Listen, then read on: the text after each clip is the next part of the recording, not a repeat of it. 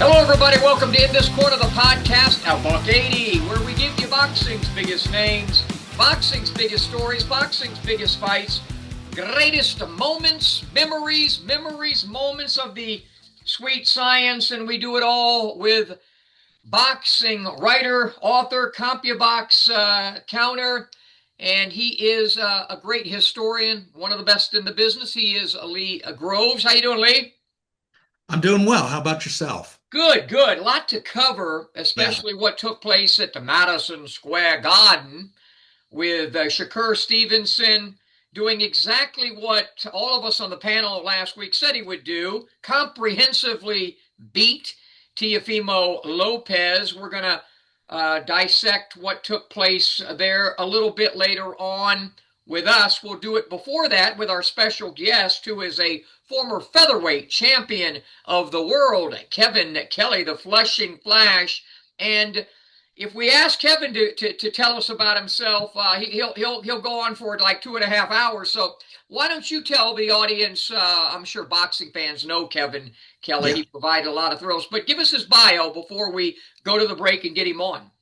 Well, he's known as the Flushing Flash because he's from Flushing, New York. And he had a stellar boxing career. He was a two-time New York Golden Gloves champion. And his amateur record was 70 wins and 5 losses. He actually competed in the 1988 Olympic box-offs.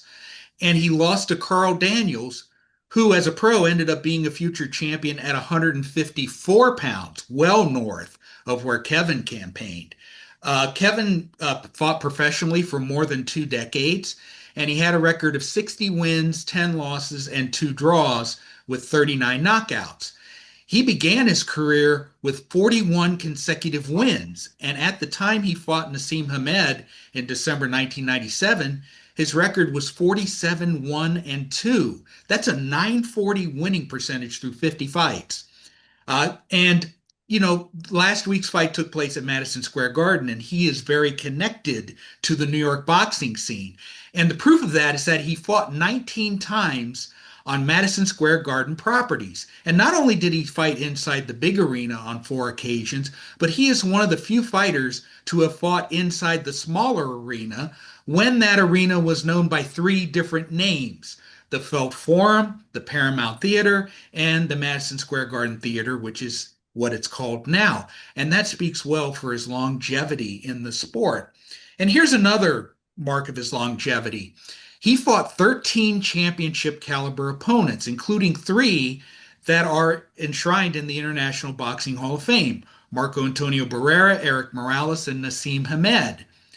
Kevin had to wait a long time before he got his first title shot. He had to wait 37 professional fights before he engaged in his first title fight. And when he finally got his chance, he cashed in and defeated Gregorio Vargas to win the WBC featherweight title.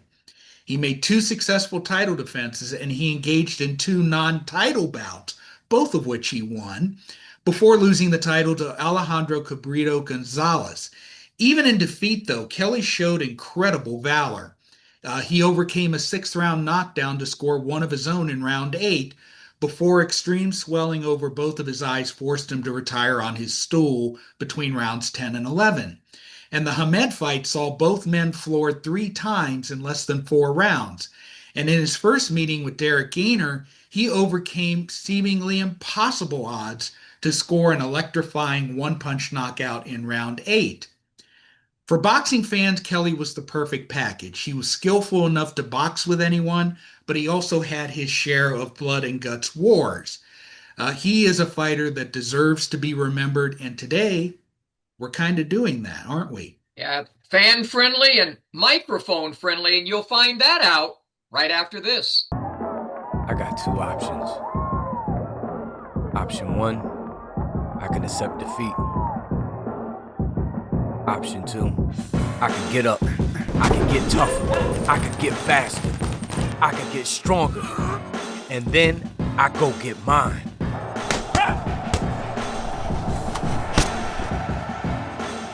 I made my choice. Have you made yours? Back in this corner, the podcast, a buck 80, and you heard a lot about him.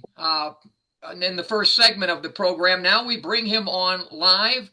There he is, the Flushing Flash, former featherweight champion of the world. He is Kevin Kelley. How you doing, Kevin? How you doing, Smitty? How you doing? Good, good. Better than I have been. Not as good as I'm going to get as it is. Well, by the time this airs, I will be another year older. We are not going to talk about that number at this point. But anyway, we brought you on here for a bunch of reasons. You were on with us not so many months ago when we did a panel show. I don't know. I think that was Crawford and Canelo. Yeah. But this one is to talk a little bit and a lot about your career and also recap what took place at a place you're very familiar with, as we pointed out in segment 1, Madison Square Garden, with Shakur Stevenson easily defeating the completely lost Teofimo Lopez. At least he was on Saturday night.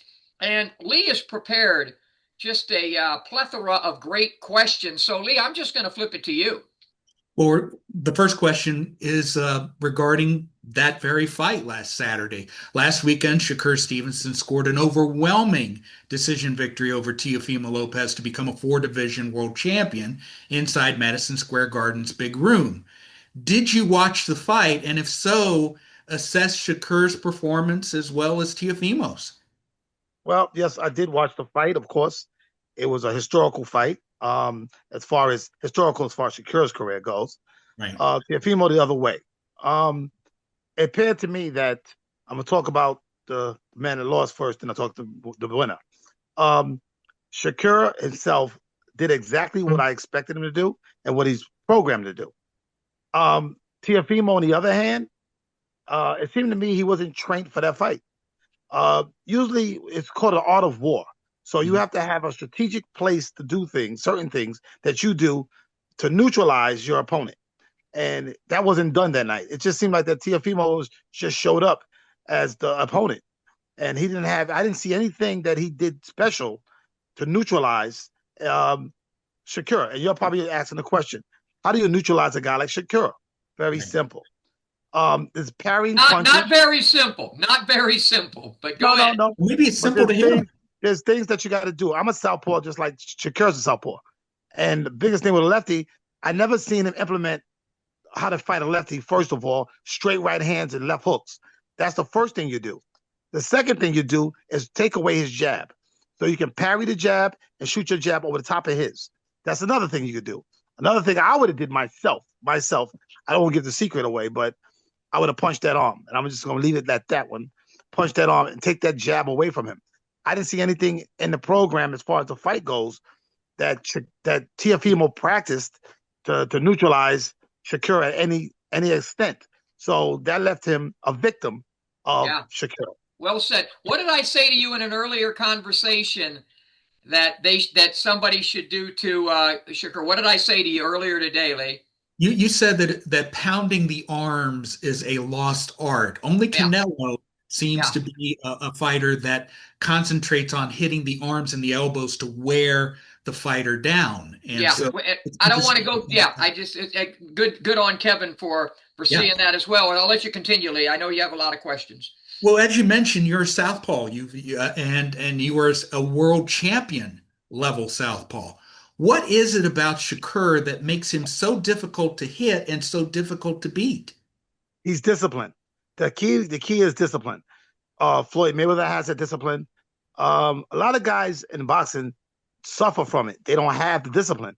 So what happens is they get wrapped up emotionally. And remember, logic and emotion are different. And they get wrapped up emotionally. And once you get wrapped up emotionally, it's a wrap for you because you have to stay disciplined to what your art is. So it's very simple. Jab, jab, jab, right hand, jab, jab, jab. Lefty, jab, jab, jab. Left hand, back to the jab. A lot of guys don't do that. A lot of guys want to alter the plan, make it easier. It's like it ain't that they quitting. It's like they are giving up. They just not staying disciplined. And that's the art of boxing. Can you stay disciplined? That's the question. It's just like, fighters after a while become world champion 1 time, 2 times, 3 times. And then they get lazy with it. They start getting relaxed. They get too comfortable. And that's dangerous. Well, you said that Shakur was very disciplined. Was Teo undisciplined? Yes, very, very. He did everything to me. I was watching him wrong. I was watching him box, and it seemed like his talent and skill that he does have was out the window. It seemed like he didn't get prepared for it. I'm hoping that his father trained him to fight a lefty, but it didn't seem that way to me. To me, I would say that I don't know what they were doing when they were training, but they were not training him to beat Shakur. They were probably practicing their dance moves in the in-ring entrance. That's probably what they were working on. But go ahead, Lee. You've always been a very good analyst, so I want you to put your analyst hat on here. If you were to build an opponent capable of beating Shakur Stevenson, what traits must that opponent have? Well, number one, keep his hands up. He's got to be disciplined. You got to mock your character. So usually in boxing, this is how boxing's worked from back in the 50s and 40s too. Your opponent will tell you how to beat him if you mock and carry him. So what I mean by that is this. If he got his hands up, I'm going to have my hands up. I'm going to discipline myself in that fashion. And I'm going to do the things he does to me, but I'm going to parry the jab and overcome his jab first, then shut him down. Because I'm going to see what other sequences does he have in his repertoire. But the thing about Shakur, he's very educated. So I don't know if he can fight outside of the discipline that he fights at. I've seen him do it over and over and over. I've never seen anything different, style change. Teofimo's chief second also happens to be his father. And following the fight, he has been the target of tremendous criticism because he could not give his son any instructions beyond, you got to hit him, bro, or where's your power, bro? How frustrating as a fighter must it be to have a trainer that can't provide you with specific instructions, especially when you're losing the fight? I'm going to give you the ultimate answer. See, in this boxing field, there's trainers and then there's teachers. Right. See, and I could tell who's a trainer and who's a teacher, right? I had a great teacher, Phil Borgia, great teacher, right? Teaching is one thing. Teacher say, a trainer says, throw punches. A teacher tells you what punches to throw. See, that's the difference. Or what to throw. Timing. He tells you, timing. Throw after the jab, Kevin, throw the left hand and come back to that hook, Kevin. And I want the hook short and straight and come back to your jab. That's teaching.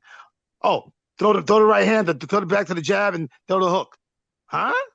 You know what I'm saying? No explanation. You got to teach your fighter how to win. It's like they call chess boxing. Boxing is chess. It's two moves ahead of your opponent at all times.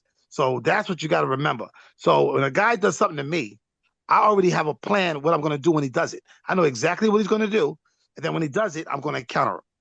Yeah, and Shakur was playing high-end Bobby Fischer chess while Teofimo looked like he was playing checkers or tiddlywinks. Yeah. Well, like I said, the bottom line was this. Shakur was jabbing, throwing straight left hands, right? First of all, the Teofimo had to overcome that he was a southpaw. That's number one, right? So the key to southpaw, they always say, of course, straight right hand and hook. I didn't even see that. Just something very basic, a straight right hand and a hook. I didn't even see that. So I don't know what Teofimo was trained in. And I love Teofimo. I tell you, I love Teofimo. Not just because he's a New Yorker like me, but I think Teofimo is a great fighter. I like him. I like what he's done in his career. I thought he was a sensational punching power, but none of that was available that night. None of it was available.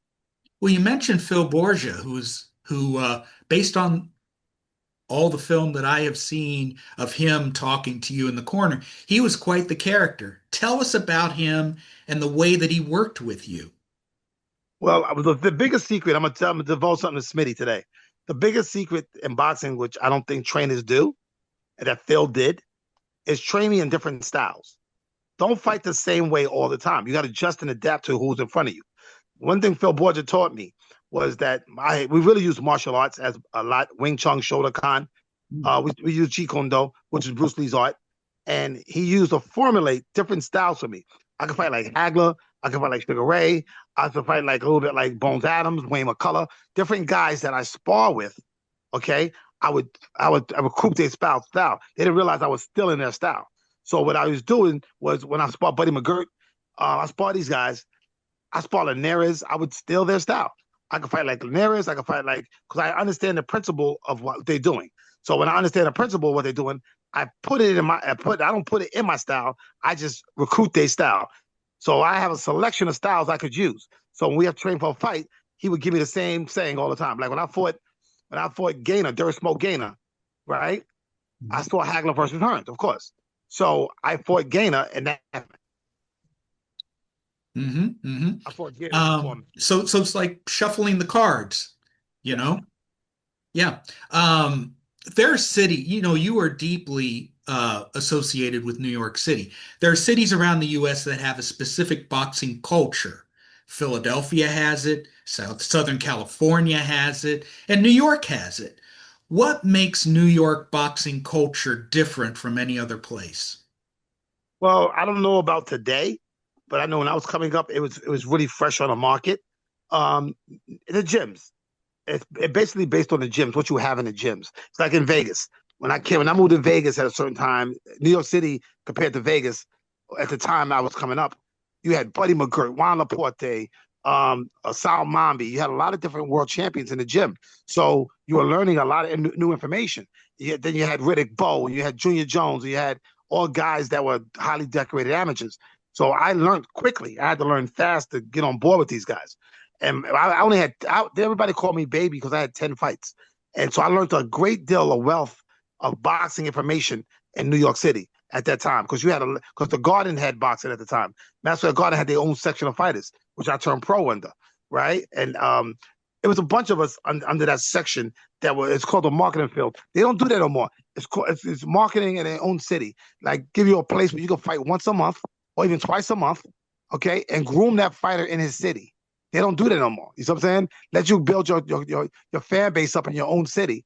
And and then when you leave your city, you go to another country or go to another arena, you can fight from that arena.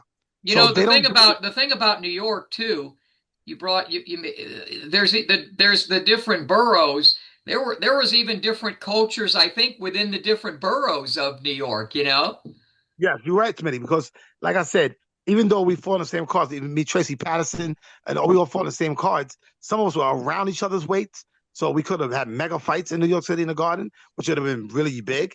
But like I said, like Junior Jones, he's a good friend of mine, right? Junior Jones is a good friend of mine. And right around before I fought the Prince, I needed an opponent.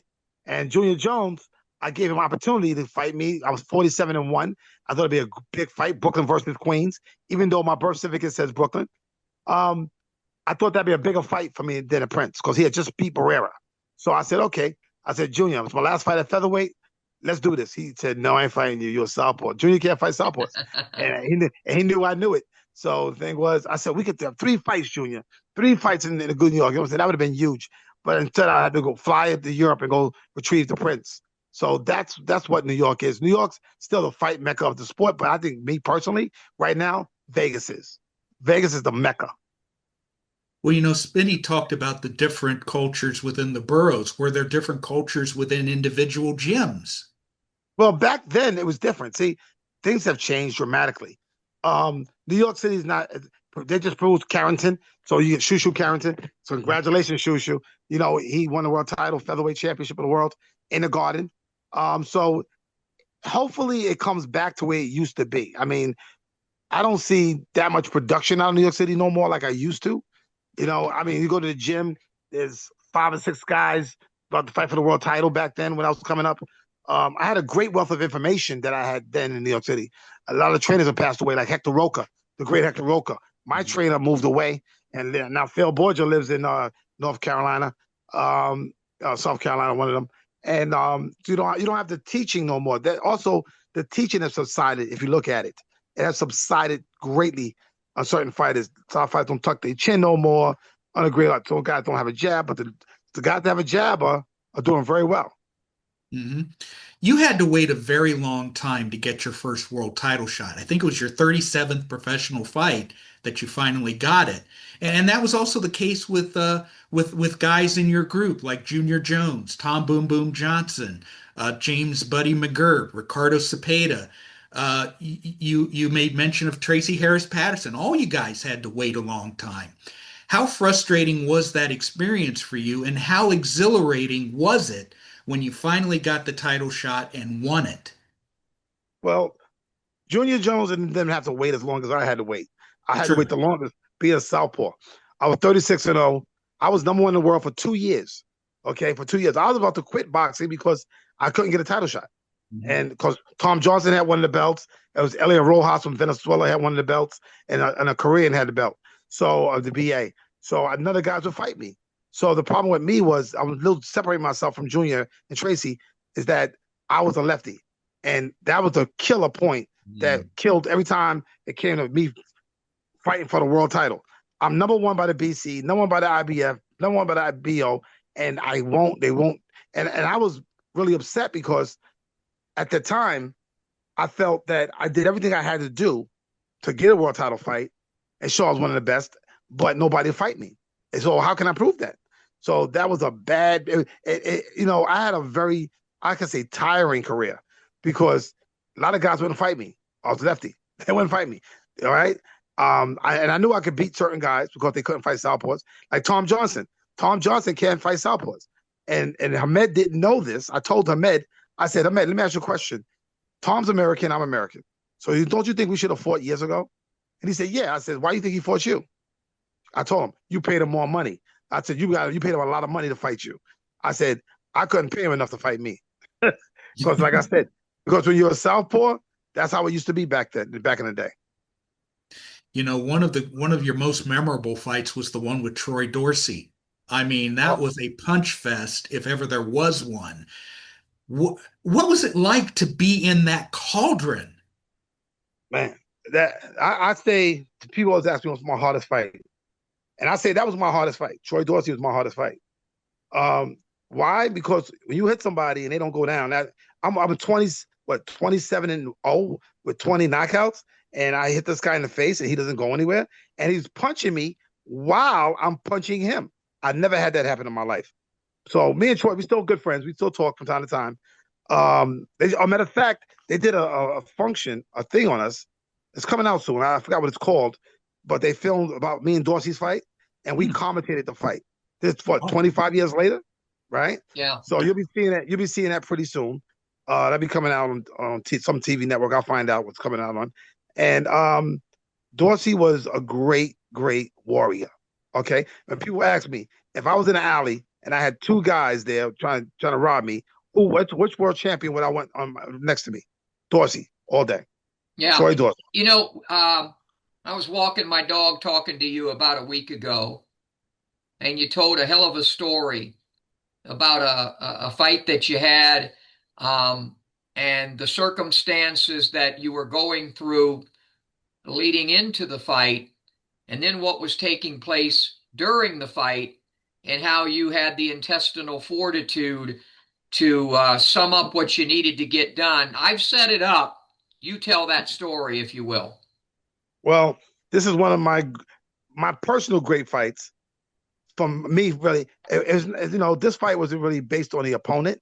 This fight was based on how I was feeling at the moment. I don't know how many people out there in the world on this TV show going to see Ricardo Rivera. I will never forget it. It was after my first loss. I was very tired. I was telling I had signed the Top Rank, and I was very tired, and I needed to take a break. And I was talking to the staff, and we were talking about it, and they're like, "Oh, you don't just take the fight, take any fight, don't fight, to get back into it, don't forget about you." And I was kind of like a little bit pressured to get back in the ring, and the ego took over, right? And the ego, of course, takes over, and I took this fight, and you can watch it on YouTube. Ricardo Rivera versus Kevin Kelley. It's a fight that's it was I think it was on a Tuesday or Thursday night fights. So people missed it. It wound up turning into one of my greats. I only got 4 great fights, and it's one of them. I had to find the fortitude to go in there, the will. And I told the wife on the plane, I told Valerie, I said on the plane, I said, Val, we got to go back home. I'm not ready. I'm not ready. And she was like, when the plane lands, we're going home. But of course, when the plane lands, it's just who I am. I can't do it. I'm going forward. I can't go back. I can't get back on a plane. I can't quit like that and say I'm going home without giving it a shot. So what I did was I got in the ring. And one thing I found a great thing. I pray to God all the time. I lost every single round to a guy that was 12-2, but he was taller than me, had longer reach than me and everything. This guy on average, I would have beat him in 3 rounds. I would have probably, maybe 2, right? Knocked him out in 2 rounds. he was beating me like I never been beaten before, right? For the first 8 rounds. And by the end of the 7th round, I put my head down and prayed to God to give me my talent. Not beat him, just give me my talent, his skill. So I know where to have it there. And when I came back, forget it. It was crazy. It's the most amazing fight. I tell everybody, if you don't believe in God, believe there's a God. Watch that fight. And after the 7th round, I do my prayer in the corner. They don't show it, and I pray to God, and I turned that whole thing around. You know, we're Super Bowl is Sunday, and the Seahawks get a chance to avenge what they did to the Patriots years ago when it was one of the worst calls I've seen in the history of the National Football League. You got Marshawn Lynch, you're at the 1 yard line, I think maybe second down, and you throw a pass, a slant.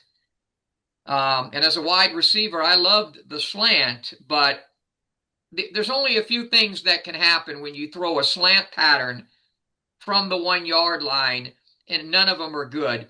And my point that I'm going to get to is if I would assume that if the Seahawks could go back and redo that, they would choose a different play, especially when you have Marshawn Lynch. Going into the fight with Hamed, I actually was like basically almost picking you to win the fight. I thought you would win the fight.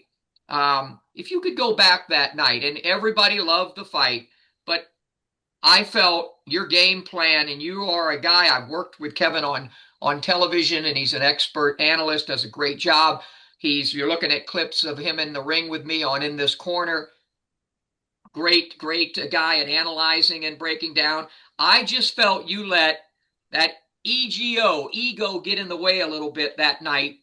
And if you could go back, would you do something different against Prince Naseem Hamed? Yeah, I'd be more disciplined like Shakur was. It was an easy win for me, really, realistically, because I knew what I was getting. People don't know the story about this. I went to England twice to challenge him and bring him to America, right? Because HBO told me I needed an opponent. Nobody will fight me. I'm 47-1. Who's gonna fight me? And I went to England, challenged him the first time. He sent me back home. He needed me like he needed a cold. You know what I'm saying? So, because over there he was established. Over there he had everything right, and he was hot and blowing up over there, but not in America. Nobody really knew him. And what happened was the second time I went, I heard he was coming to America. I figured I would pigeon him in, and I kind of pigeonholed him in, but I couldn't really get an obligation out of him. But he said he was coming to America. So the closest I had, I mean, trying to get him to fight me was nearly impossible. But what happened was, the truth of the matter was, I got treated very poorly after that. I brought that fight to America by the production companies. You know what I'm saying? HBO and all these guys. I loved them. I loved HBO, right? But the way I was treated, I didn't feel I was treated fairly. And the papers wrote articles about it, and everyone's writing that Kevin's not being treated fairly, and this whole, it was like, I got this fight together. They told me go get a fight. I go make the fight. I get the guy to commit everything, and then it was like he's the A side. He was like the A side. Yeah. So I'm like, really, right? And that's what got me. That's emotion taking over rather than my logic. Fighters of today, by the way, should listen to what Kevin just said.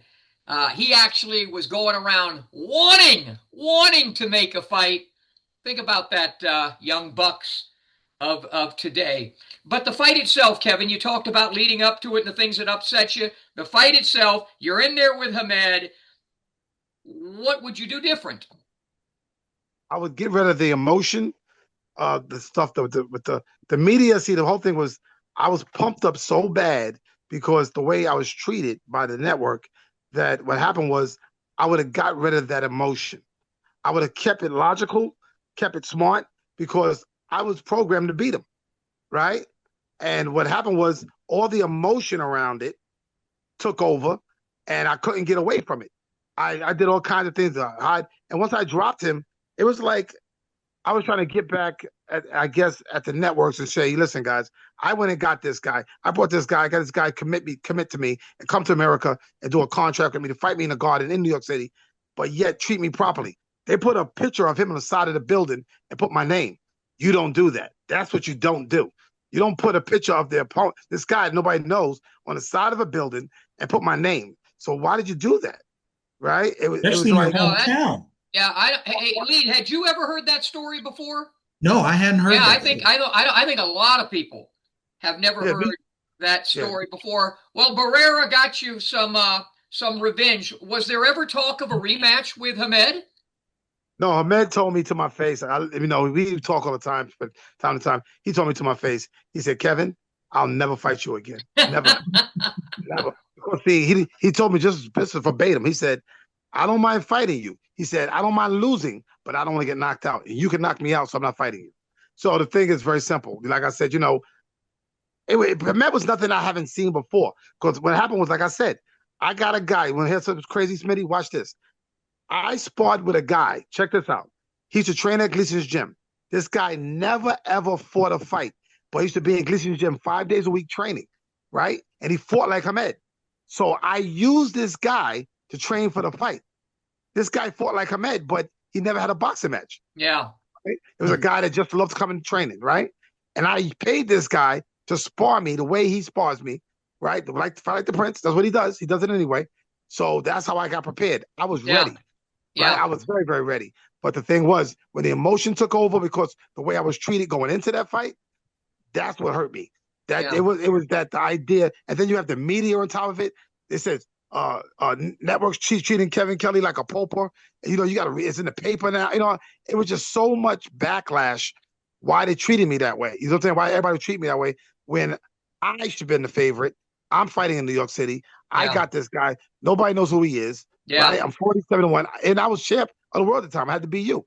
So at the same time, now it makes a lot of sense. We only have a few minutes left. We're chatting with the former featherweight champion of the world, the Flushing Flash, Kevin Kelley. Lee, I know you had a few more questions. I know you want to get to a couple of more. One, you keep up with boxing today. How would you assess the state of boxing right now in the United States? I would say boxing is more universal now than it was ever been before. When I was champion coming up and stuff like that, a lot of American fighters, we dominated the sport. Now it's very international. Okay, other guys from other countries. You got Monster, he's from Japan. You got different guys from Mexico. You got guys from Europe. You got guys from Kazakhstan. So you got more guys on outside now coming into the game that fight very well. And I see one kid. I got a kid that I work with from time to time to the gym down here in Vegas. His name, I'm gonna say this name. You're gonna remember this name. His name is Kaipo Galegas. I heard the name. Yeah. Okay. Kaipo Galegas is the next hot boy. I believe he's the next hot kid. He's very, very good. I worked with Carmine Motown a few times too out here in Vegas. Not bad. Like I said, Carmine not bad. But I think Kaipo Galegas is going to be the next guy to carry the sport because he's very good at what he does. He's very good at what he does. And he's half Filipino. So I know Filipinos are very loyal. So he'll have a good fan base. And he fights. He's from Vegas. He spars with everybody. He does spar with Keyshawn, spars with everybody. And he's a good fighter. Very good fighter. And he's a southpaw. So watch out. Here he comes, another southpaw. We'll keep that name in mind in the future. And final question from me. If you had the power to make boxing better as a whole, what would you do and why? Oh, I love this question because I'm actually me and my partner, Colin Gates, has a show about this. This, like I said, to make it better, boxing's demographic is simple, right? I had a show that I was trying to do where we were trying to pay you by the round. I think that's why I would make it different, right? The winner gets 80% of the purse, the loser gets 20% of the purse. Because right now, guys make a lot of money. I'm not against it, but these guys make a lot of money. But if you implement so much money, then it's hard to get guys to fight when they got money in the bank. Remember, boxing's a hunger sport. You got to be financially hungry, right? I'll fight anybody, right? So once a guy becomes champion, they're making so much money, they don't have to fight certain guys. I give Shakur credit. When anybody wants to fight Shakur, he's going to fight them. But the difference is a lot of guys out there won't fight the guys that are hungry. Like Boots gets ducked and dodged. Some guys I've seen, Virgil Ortiz gets ducked and dodged. So I want to see guys fight each other, make these memorable fights, because people only remember great fights. They don't care about nothing else. People want great fights. And that's what I noticed. And I tell you, thank God, God's my witness. I got 4 of them. And I want the guys, the viewers, to watch it. The first one The first one, of course, me and Dorsey, right? The second one, I would say me and Ricardo Rivera, right? I say the third one, me and Smoke Gainer, Derek Smoke Gainer. And the fourth, of course, me and Hamed. And I'm blessed to have those four. I realize, even if Hamed fight's the only one I lost out of all four of them, but the difference is I have it. Because people remember that. And those are fights that you can rewind and watch forever, where as great as Shakur's performance was the other night, and we're going to get to that in just a second, nobody's ever going to rewind and watch that fight from the other night, except maybe Shakur's, his family or something like that. He's never short of words or of expertise in pugilism and flash. He is the Flushing Flash. Kevin, thanks for joining us. Thank you for having me, Smith. All right, brother. All right, we're going to take a little break. We'll come back, and then I will, and he will, Lee, break down what we saw that took place the other night at Madison Square Garden. Shakur and Teo. More on that after you watch this. I got two options. Option one, I can accept defeat. Option two, I can get up. I can get tougher. I can get faster. I can get stronger. And then I go get mine.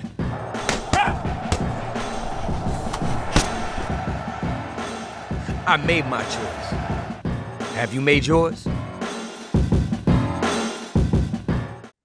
Back, final segment in this corner of the podcast. $180. Good stuff there from the Southpaw, former featherweight champion, Kevin Kelley. Lee, I'm going to flip it to you. You've prepared a lot of stuff for me here, so take it away. All right, so the first part of this segment, our own recap of Shakur Stevenson and Teofimo Lopez. I said last week that this was a high-stakes fight, and not just because Teo's title was on the line, but also because the winner of this fight would have the right to think of himself as a potential future Hall of Famer. And we got our answer as to who is closer to that Hall of Fame radar, because Stevenson won so comprehensively in every way. He sliced, he diced, he dissected Lopez so completely it was almost embarrassing. And the statistics from the fight illustrated that graphically. Now, according to CompuBox, Stevenson outlanded Lopez 165-72 in terms of total punches and 105-16 in jabs. That's how he really controlled the fight. He also led 60-56 in power shots, so he outdid Teofimo in his department. Moreover, Shakur Stevenson landed 44% of his total punches. 30% is considered really good. He did 44. And he landed 42% of his jabs. That's exceptional. 50% of his power shots. That's really great. Lopez only landed 15% of his total punches, 7% of his jabs, and 23% of his power shots, respectively. So that means that for this fight, which has been seen as the highest marquee fight of Stevenson's career, he achieved a plus 29 plus-minus rating. That's the differential between his total connect percentage and that of his opponents. To put that into perspective, plus 20 is really good. Stevenson is right now at plus 20.6, and Floyd Mayweather has the career record of 23.9, so he's very close to Floyd territory. And actually, you asked me during one of our conversations to compare Shakur Stevenson and Floyd Mayweather when they were at lightweight and 140 pounds. And this comprised 6 fights for Stevenson and 8 fights for Mayweather. And the numbers were really, really interesting. Stevenson threw fewer punches per round, 36 to Floyd's 42. Floyd on offense was more accurate in all phases. Floyd led 47 to 44 overall, 41 to 37 in jabs, and 53 to 51 in power shots. All those numbers are stratospheric, but Floyd was slightly better on offense.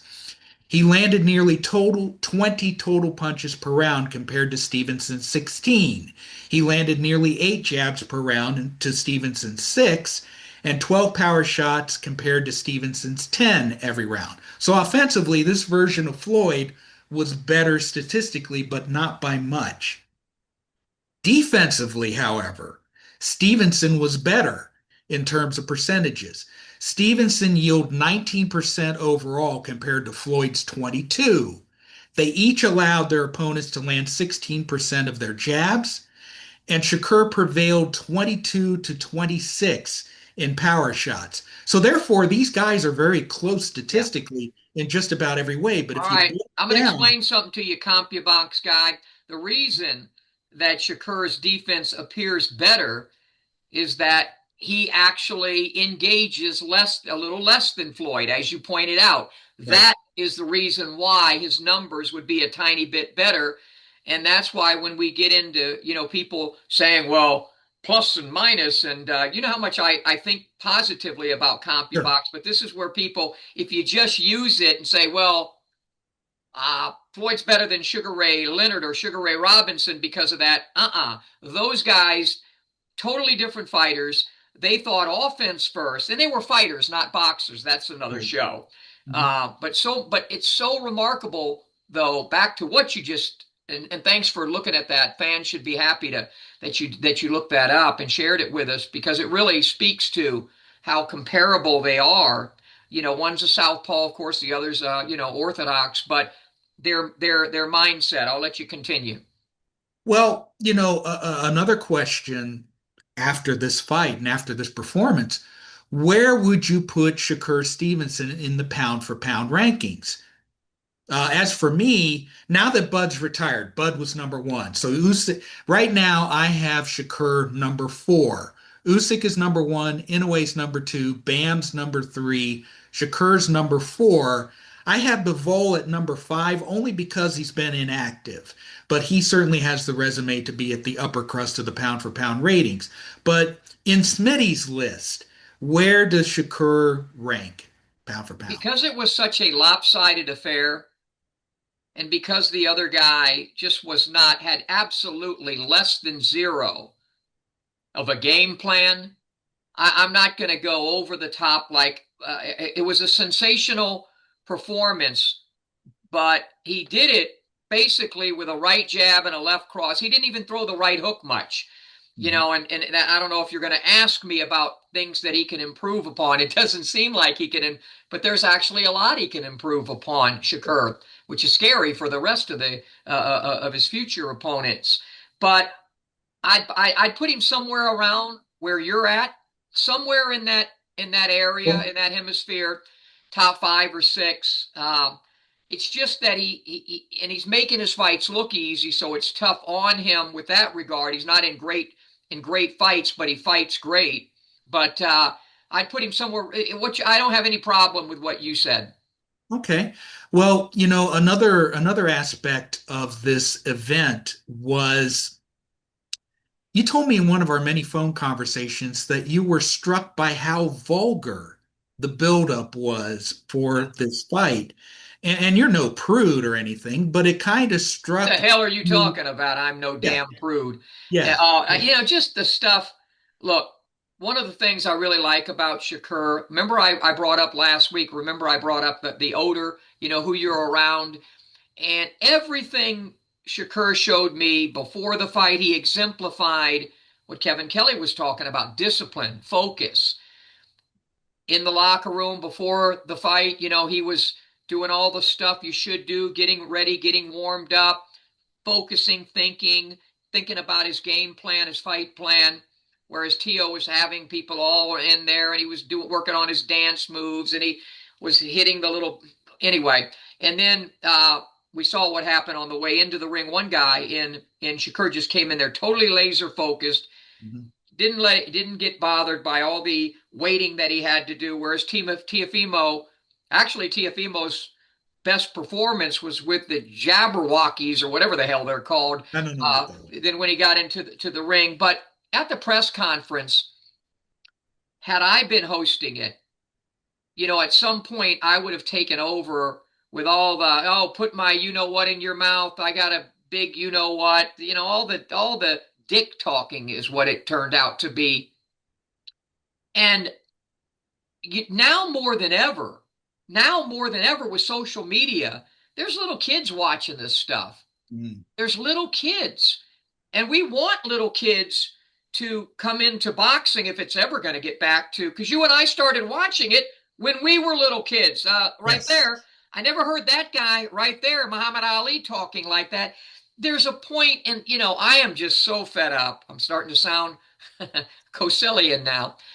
You don't need all the BS, all the stare downs, all the crap talking. There's so much of it that is staged that you never know anymore when something is bad blood or not. And I don't give a darn what's bad blood or not, but it just reeked of the vulgarity was over the top.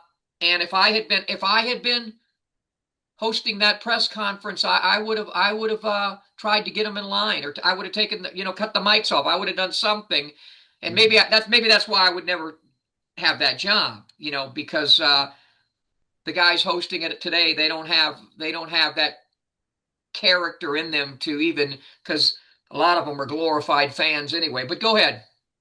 Well, we spoke earlier with Kevin about the horrible performance of Teofimo's father in the corner.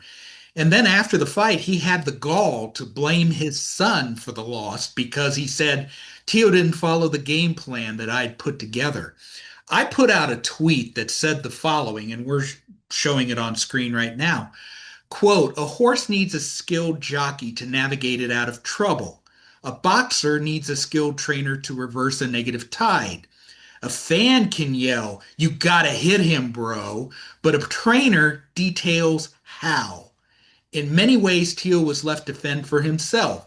He needed much more than what he got, end quote. What say you about his lack of performance? Yeah, I don't think it would have mattered, because remember, earlier in his career, he had some great performances, and that's really what they were. They were performances in the ring based on his athleticism. He never did it with guile and skill and technique, fundamentals. He did it with athleticism. Mhm. And once you get a little bit older, and I'm not saying he's over the hill. He's only, 28, I think. 28. But he never had the proper foundation of a fighter. And now he's been completely exposed. And so, yes, I think somebody coming in there with any kind of semblance would help him. Maybe, because if he's fought this long getting away with athleticism and he's made so much money doing it, I don't know, would he have the discipline to undo some of that and implement proper technique and things like we saw Emmanuel Stewart do with Lennox Lewis and Vladimir Klitschko. I don't know if he's got that kind of character. I know what you're where you're going, and it's the right thought, but the right thought has to be somebody that'll accept that. I don't think Teo would. Congratulations to him and his pops. I'm sure I would like the dad, if I went out and had a drink with him, and it seems like he likes to do that from what I've been told. But I just think they got there together, and there's no reason to totally diss the father from the corner, but I know, you had a suggestion of what might make it better, and there have been a lot of instances like this in boxing. We've always been a solutions-oriented show. We talk about the problems, but we also try to come up with some answers to make things a little bit better. And this morning I had a thought that, I think I'd come up with a solution that allows Teo's father to remain in the corner on fight night and also improve the situation. For many years, Lou Duva and George Benton served as a tag team for their fighters. If their boxer needed to be motivated, Lou would be the guy talking in the corner. But if their boxer needed to be told about strategy and adjustments, George handled that. That model vaulted both of them into the International Boxing Hall of Fame. Now, I don't see Tio's dad being inducted, but they should hire like a technical coordinator to help Tio strategically when he gets into trouble. What are your thoughts about I that? just said it. I mean, I think it's a great idea. I don't think it'll work. Not with him. I don't think it'll work with him because of his lack of discipline and his mentality. I just think he'd say, "Hey, look at all the money I've made. Look at what I've done," and he has done a lot. So, but I absolutely, like your idea. I want to point one thing out. Let me see, unless you have it here. Yeah, I mentioned the great stuff that Shakur did, and most importantly, it's off the most important punch in boxing, and that is the jab. And that's not my comfort level is here. I'm orthodox, but in his case, he's a southpaw, Right. and the jab by far the most important punch in boxing. I know it's cliche, but it is. He basically won that fight the other night comprehensively with 1-2, 1-2. Simple as that. Very seldom does he throw the three. Orthodox, it's 1-2, and right, if you're an orthodox, it's 1-2, and then the left hook. If you're southpaw, of course, it's the right jab, the left cross, and then the right hook. Correct. Something that I watched Freddie Roach totally develop with Manny Pacquiao. And Manny studied it, and we would talk about it. Shakur did try to throw it and did land a few of them, but it was an afterthought with him. He kind of was just, let me toss that in. As great as he is, he's not a great combination puncher. He's really not. He doesn't have creative combinations. He is just brilliant at execute. He's got great symmetry as a fighter. His balance is tremendous. Hands up high. He doesn't do the cute stuff that other guys do. And everything is technical, and everything is just, he doesn't make mistakes, and he doesn't put himself in a position, because as a combination fighter, the more combinations you throw, the more you put yourself in harm's way. But just like the businessman did, Keyshawn, the other night, when you have that repertoire and you get a guy there, you put a guy out. That was a brilliant, I think it was a 5-punch combination that ended his fight. Mhm. Shakur, who has very, very few knockouts, I think he was in a position, if not to get a knock out, to certainly put Tio down, had he developed a third and a fourth and a fifth punch. So I think it's more realistic that the great Shakur Stevenson can improve, probably because, even though he'd say he's the greatest thing since sliced bread, because I think he's the kind of guy that would want to improve. Whereas Tio, I don't know, does he have that kind of mindset? But you did come up with a potential solution as we get ready to wrap things up. Yeah, and you made reference to Keyshawn Davis's performance on the undercard. Bruce Carrington won a championship on the undercard. But as impressive as Stevenson was in the main event, the most viral event of the show took place during the second round of Jarrell Miller's split decision win over Kingsley Ibe. Near the end of the round, Ibe, I think that's how his name is pronounced, hit him with a combination, and during it, Miller's hairpiece peeled away from the front. Scalped him with a right hand. Scalped him with a chopping right hand. He did. And then, between rounds, he stood up, he tore off the toupee, and he threw it into the crowd. And amazingly, the person who retrieved it was none other than your buddy, WBC President Mauricio Suleiman, who then posted a picture of it on social media. What were you thinking when you were watching all of that? Just what great hair I have.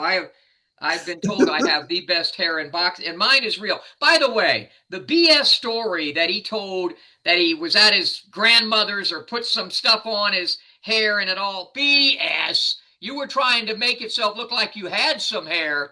It was comical, but keep watching his head and his lack of hair kept people's eyes off of that rotund body of his. That was clearly the highlight of a very pathetic heavyweight matchup.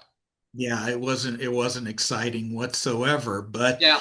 anyway, that made me think of a couple of other past incidents involving hair. One of them was involved Howard Cosell. He was doing an interview with Johnny Boudreaux after Boudreaux won a controversial decision over Scott Ledoux. And during the interview, and I think it was a faraway shot, Ledoux was in the ring just raging off camera, and somehow the wire on Howard Cosell's headset was yanked, and it took Howard's coupe along with it. And so for a very brief moment, we saw Howard Cosell without the famous head covering. Is there footage of that still? There is footage of that. It's not a close-up shot, but you can see it very briefly. I'll see if I can dig it up. And then during the final moments of the 9th round of Franchon Cruz DAZN's fights with Alejandra Jimenez in January 2020, DAZN's hair weave began to give her problems. And between rounds, her chief second, Barry Hunter, ripped off the weave so that the fight could continue. And although Jimenez was declared the winner, the result was changed to a no decision because Jimenez failed the post-fight drug test. But that was the most memorable moment of that match. And then finally, another guy we know well, Paul Malignaggi. He defended his IBF super lightweight title against Lovemore and Dew in May 2008. And his long braids became they were flopping around, and they so impaired his vision that in between rounds, one of his cornermen, took some scissors and cut the braids off. And happily, Malignaggi retained the title by a split decision on Ricky Hatton's. It was on the undercard of Ricky Hatton's decision win over Juan Lezcano. So while I have never seen a male fighter's toupee fly off in all my years of watching boxing, there is always something that suggests that history does repeat itself. Yeah, good stuff there. And good stuff earlier with the Flushing Flash, Kevin Kelley. Always great stuff with Lee Groves. Thanks, Lee. Thank you. All right, in this corner of the podcast, $1.80. That's a wrap. So long, everybody.